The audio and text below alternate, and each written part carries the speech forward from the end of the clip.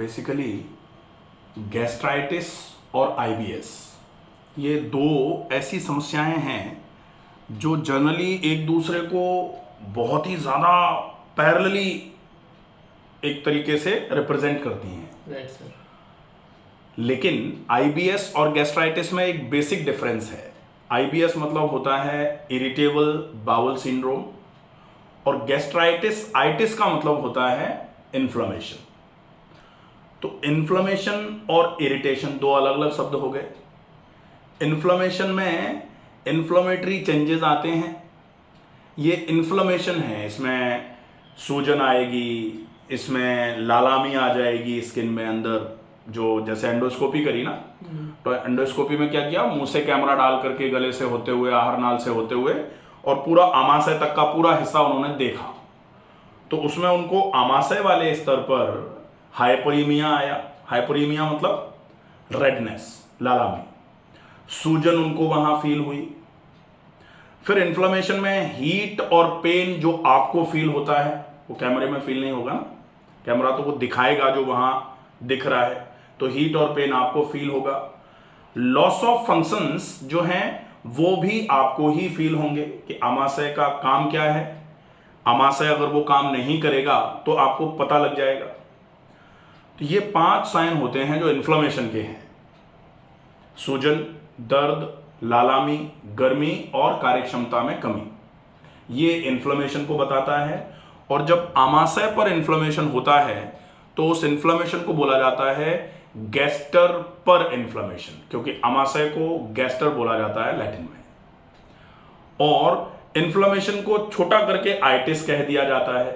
तो गैस्टर पर इन्फ्लेमेशन, तो इन्फ्लेमेशन को आइटिस, तो गैस्टर आइटिस, दोनों को मिला दो हो जाता है gastritis. IBS irritable bowel syndrome. Irritable, वैसे मैंने इस पर एक वीडियो बना रखा है, आईबीएस आईबीडी में बेसिक डिफरेंस, ठीक है, और गैस्ट्राइटिस भी है, उसमें तीनों में बताया हुआ है कि गैस्ट्राइटिस, आईबीएस और आईबीडी ये बेसिकली क्या हैं। इनको अगर डिफ्रेंशिएट करना है तो कैसे पता कर सकते हैं, क्या क्या लक्षण होते हैं जिनसे हम पहचान सकते हैं कि इनमें से कौन सी बीमारी है। लेकिन ये आईबीएस ऐसा शब्द है बेसिकली जिसको किसी के भी माथे पे ऐसे लगा दिया जाता है कि आईबीएस हो गया। अब आपको आईबीएस इरिटेबल बाउल सिंड्रोम है और ये तब होता है जब ये गैस्ट्राइटिस वगैरह बहुत लंबे समय तक अनमैनेज्ड छोड़ी जाती हैं। और अगर आईबीएस हो जाएगा तो इन्फ्लेमेशन अब नहीं रहेगा। इन्फ्लेमेशन इतना रहा जैसे किसी को बहुत गुस्सा आया, बहुत गुस्सा आया, बहुत गुस्सा आया, उसके बाद फिर धीरे धीरे करके डल हो गया। होता है ना, किसी किसी को बहुत तेज गुस्सा आता है, बहुत हर बात पे चिल्लाना चीखना, लेकिन कुछ समय के बाद वो बिल्कुल शांत हो जाते हैं। उनको बिगाड़ कर दो तो अच्छा, नहीं बिगाड़ करो तो अच्छा, बहुत अच्छा कर दो तो भी अच्छा, सब ठीक है, उनको लेना देना नहीं। तो ऐसे ही जब इंटेस्टाइन्स में इरिटेबल नेचर आ जाता है तब इसको बोला जाता है इरिटेबल बाउल का मतलब इंटेस्टाइन्स, तो वो स्मॉल और लार्ज दोनों होती हैं। तो इरिटेबल स्मॉल और लार्ज इंटेस्टाइन सिंड्रोम, तो इरिटेबल बाउल सिंड्रोम। सिंड्रोम इसलिए बोला जाता है क्योंकि इसमें कई सारे लक्षण आपको एक साथ फील होंगे। सिंड्रोम का मतलब डिसीज तो होता नहीं, सिंड्रोम का मतलब ग्रुप ऑफ सिम्टम्स।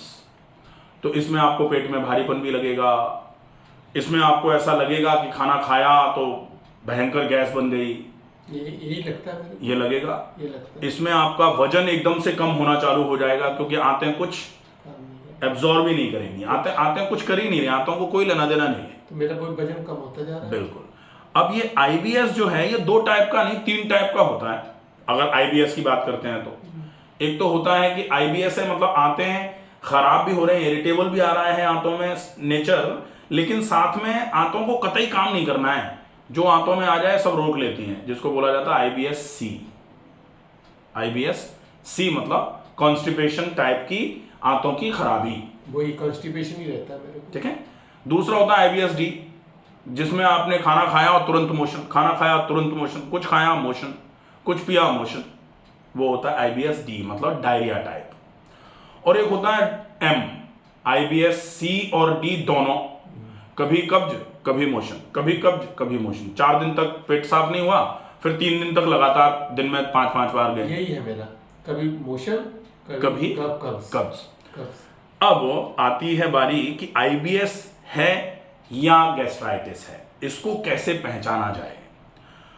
तो जब गैस्ट्राइटिस मतलब आमाशय के लेवल पर इन्फ्लेमेशन, अब आमाशय क्या, ये मुंह, ये गला, ये आहार नाल नली, और यहां आकर के एक आहार नाल के लोअर वाले पार्ट से चालू होकर के और आंत के अपर वाले पार्ट तक का जो एक थैली नुमा स्ट्रक्चर है, इसको बोला जाता है आमाशय।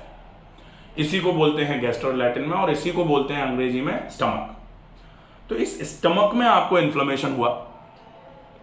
अब इस स्टमक में इन्फ्लेमेशन हुआ तो जो भी आपने खाया, क्योंकि इन्फ्लेमेशन का एक काम था, एक नेचर था लॉस ऑफ फंक्शन, तो जो भी आपने खाया वो आमाशय का काम उसको पचाने का था, पाचक रसों के साथ मिलाने का था, आमाशय नहीं कर पाया क्योंकि लॉस ऑफ फंक्शन बीमारी का नेचर था, इन्फ्लेमेशन का, गैस्ट्राइटिस का।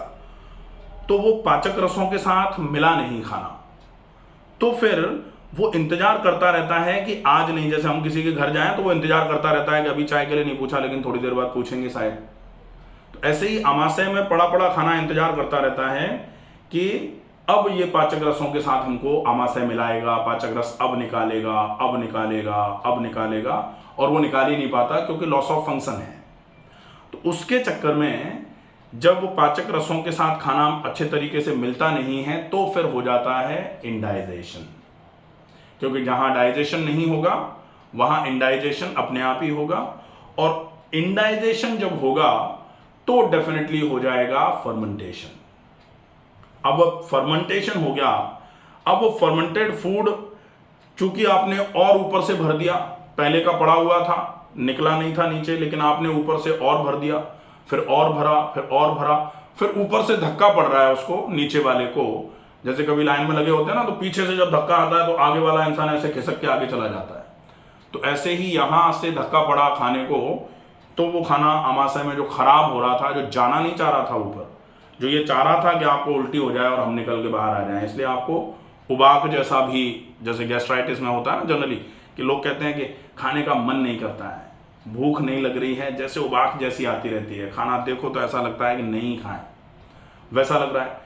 अब वो खाना जबरदस्ती नीचे की तरफ बढ़ा तो आंतों में पहुंचने के लायक नहीं था और आंतों में पहुंच गया जबरदस्ती, तो फिर आंतों का जो काम है आंतें वो नहीं करेंगी, क्योंकि खाना तो आंतों के लायक ही नहीं होके आया। फिर आंतों में पड़ा रहेगा, वो छोटी आंत में पड़ा रहेगा, ना तो उसमें से एब्जॉर्प्शन हो रहा। अब एब्जॉर्प्शन नहीं होगा, खाने का अवशोषण नहीं होगा, खाने में से पोषक तत्व खिंच खिंच करके नहीं जब शरीर में लगेंगे, खून में नहीं आएंगे, तो फिर शरीर में कमजोरियां आ जाएंगी। अब कमजोरियां आई, अब आपका डी कम होगा, आपका B12 कम होगा, आपका आयरन कम होगा, आपका हीमोग्लोबिन कम हो जाएगा, और ये कम होते होते शरीर में कमजोरियों का वास हो जाएगा और आपको कमजोरी महसूस होना चालू हो जाएगी और आपका वजन भी कम होना चालू हो जाएगा। ठीक है, तो ये आईबीएस और गैस्ट्राइटिस, उसमें भी वजन कम हो रहा था, इसमें भी वजन कम हो रहा है। इसमें कारण आमाशय है, उसमें कारण आंतें थे। ठीक है, तो अब ये अपने को समझना आवश्यक है कि ये आईबीएस है या फिर गैस्ट्राइटिस है। अब आईबीएस में क्या होगा कि इंटेस्टाइन में पहुंचने के बाद आपको इरिटेशन फील होगा, आपका पेट भारी होगा या जो भी लगेगा। आमाशय में तो आईबीएस नहीं होता ना, आईबीएस का मतलब तो बाउल सिंड्रोम है, बाउल मतलब इंटेस्टाइन। लेकिन खाना आमाशय में कब पहुंचाते हो? जैसे ही आपने यहां मुंह में डाला, चबाया, निगला, आहार नाल से होते हुए आमाशय में पहुंचने में ज्यादा से ज्यादा 5 सेकंड लगते होंगे मैक्सिमम। तो खाना खाते ही 5 सेकंड के बाद अगर आपको पेट में भारीपन लगे, जैसे 2 4 5 कौर खाए या पूरा खाना जैसे ही खाया और खाते ही आपका पेट भारी हो गया, खाते ही आपके पेट में दर्द हो गया, तो फिर इसको बोला जाएगा गैस्ट्राइटिस, कि भाई खाया, क्योंकि आमाशय में ही तो पहुंचाया। अब आमाशय में पहुंचते ही अगर प्रॉब्लम कर रहा है, इसका मतलब आमाशय की समस्या है। लेकिन अगर आमाशय में से उतरने के बाद पेट को भारी कर रहा था वो, तो फिर क्या होगा कि अमाशय में था तब तक दिक्कत नहीं थी, इसका मतलब अमाशय तो ठीक है, लेकिन अमाशय से जैसे ही नीचे उतरा फिर इंटेस्टाइन में पहुंचते ही वो प्रॉब्लम करना चालू कर दिया। तो वो कब होगी? लगभग 2.5 से 3 घंटे के बाद, लगभग 2.5 घंटे के बाद। मेरे को 1 घंटे में लगता भारी। 1 घंटे में भारी लगना, उबकाई कभी नहीं आती है, उबकाई जैसा नहीं लगता ना। 1 घंटे में भारीपन लगता रहता है। अगर ऊपर वो खा लिया, थोड़ा सा भारी चीज खा ली, तो हल्का सा मोशन आ जाएगा पतला। एक बार पतला आ जाएगा, इसके बाद जाम हो जाएगा। खाना खाते ही मोशन आ जाता है? खाना खाने के 10-15 मिनट बाद ही। 10-15 मिनट जो गैस चलती है ना, गैस चलती, गैस के साथ वो। इसका मतलब ये है कि अपने जो हो रहा है वो, जैसे खाना तो हमने अमाशय में खाया था, अब अमाशय से खाना 10-15 मिनट में अमाशय को छोड़ करके आंत में से, छोटी आंत में से होते हुए बड़ी आंत पे पहुंचते हुए और फिर अगर निकल के जा रहा है तो डेफिनेटली वो तो नहीं है जो हमने अभी खाया है। हाँ, वो नीचे का है। वो तो पहले का रुका हुआ जो इंटेस्टाइन में था। अगर लूज मोशन ही नहीं हो रहे हैं आपको, लूज मोशन का मतलब अभी खाया तुरंत निकल गया। जैसे क्या हुआ, कल मैंने जो खिचड़ी खाई दाल की, अब मेरे को भूख लगी हुई थी, क्योंकि परसों मैंने लैक्सेटिव लिया, सवेरे पेट मुझे लैक्सेटिव लेना पड़ता था। हाँ। तब होती है, तो लैक्सेटिव लिया, पेट साफ था, भूख लगी, पेट साफ होगा तो भूख लगी, पेट साफ होगा, भूख अब लगी। मैं आया तो उन्हें डाला, मुझे फैले हुए में ध्यान वो नहीं रहा। वाइफ ने कहा थोड़ी डोज ज़्यादा हो गई। मैंने कहा यार सॉरी, अब मैं थोड़ा जीभ का वैसा हूँ पहले से, तो फिर मैंने सॉरी भी कहा कि आधी लेनी चाहिए थी। बट वो जब मैं आधा पौना घंटे के बाद ट्रीटमेंट को गया तो मुझे लेटने से पहले मोशन गया, तो हल्का सा गैस के साथ आया, नहीं तो 10-5 मिनट में गैस पास होने लगती है जब मेरा नॉर्मल होता है। तो वो गैस पास के साथ मोशन हुआ, उसके बाद मोशन फिर पेट जाम हो गया, फिर गैस बननी शुरू हो गई। एक घंटे के बाद फिर मैं आपके पास मजबूरी में शाम को आया। बिल्कुल, थोड़ा सा ज़्यादा हो गया था। उसमें क्या हो रहा है कि जो आप भोजन कर रहे हैं, अगर उस भोजन के करने में, भोजन में 4 चीज़ें होती हैं। आप क्या खा रहे हैं, आपकी मात्रा कितनी होनी चाहिए जो खा रहे हैं उसकी, आपको कब खाना है और आपको कैसे खाना है, ठीक है। तो अगर भोजन की क्वांटिटी भी ज़्यादा हो जाती है तो वो क्वांटिटी भी आपको अपच कराने का काम करेगी। अगर ज़्यादा हो गया प्लस थोड़ा सा जल्दी में खा लिया तो वो फिर अमाशय में पहुंचने के बाद अमाशय को भारी करेगा। लेकिन जब हमने भोजन किया, भोजन जिस समय हम कर रहे थे, पूरे के पूरे पाचन तंत्र में हलचल हुई। अब भोजन किया, अमाशय में गैस बनी, अमाशय भरा, फिर से पूरे के पूरे पाचन तंत्र में हलचल होगी। अब वो हलचल जो है वो पहले का जो एक्सक्रीटा कहीं इंटेस्टाइन में पड़ा हुआ है उसको गैस के साथ, गैस बनी तो गैस, अब ये गैस 2 तरीके की होती है, एक तो गैस बनी और डकार के रूप में बाहर आ रही है, एक गैस बनी और बाया एनस बाहर आ रही है। तो बाया एनस अगर बाहर आ रही है तो प्रोबेबली 99% वो उस गैस का जनरेशन जो है वो इंटेस्टाइन में हुआ, ठीक है। और अगर बाया माउथ गैस निकल के डकार के रूप में बाहर आ रही है तो उसका जनरेशन स्टमक में हुआ, एनस के थ्रू अगर आया। इसका मतलब यह है कि डेफिनेटली वो जो गैस बनी अपने, वो गैस खाने के बाद बनी और खाने को नीचे उतारने के चक्कर में, खाना नीचे ऊपर से नीचे की तरफ चले, पेरिस्टाल्सिस मूवमेंट हो, उसके चक्कर में वो गैस नीचे की तरफ जा करके पास होना चालू हुई और उसने जो एक्सक्रीटा भरा हुआ था वो निकाल दिया। वो जो आपने खाया था वो निकला, बहुत हल्का था। हाँ, वो तो खाया हुआ था वो नहीं निकला आपका, वो जो पहले का रुका हुआ था, हाँ, वो निकला। अच्छा, मेरे को कभी भी मुंह से बहुत कम आता है, रेयर केस नीचे से ही निकलता है। और जब नॉर्मल कोर्स में मेरी वेजिटेबल का ये सब चलता है हल्का हल्का, तब मेरा गैस चलती रहती है। थोड़ा सा भी दाल और वो थोड़ा सा वो हो गया, क्वांटिटी हल्की सी भी बढ़ गई। तो मैंने शाम को, दोपहर कुछ नहीं खाया, 1 चपाती शाम को खाई थी। अभी मैंने ज्वार की लिखवाई। ज्वार बाजरा मुझे सूट करता है। ठीक है, बाजरा सूट नहीं करेगा, बाजरा गर्म होता है, आपको लगेगा सूट कर रहा है, लेकिन आपको बाजरा सूट अभी नहीं ले रहा हूँ, जाड़ों में लेता हूँ। हाँ, जाड़ों में बाजरा कम क्वांटिटी में लिया जा सकता है, वो भी अकेला मत लीजिए। अच्छा। क्योंकि बाजरा तो तासीर में गर्म है तो आपके लिए नुकसानदायक है। Okay sir. ज्वार तासीर में सम है, बेसिकली ठंडा नहीं है, लोग ठंडा समझते हैं उसको, जी। लेकिन वो आपके पेट पाचन तंत्र की गर्मी को सोखने का काम तो करेगा। तो ज्वार आपके लिए सबसे बढ़िया है। ज्वार भी लिखवाई मैंने। ज्वार की रोटी चल जाए।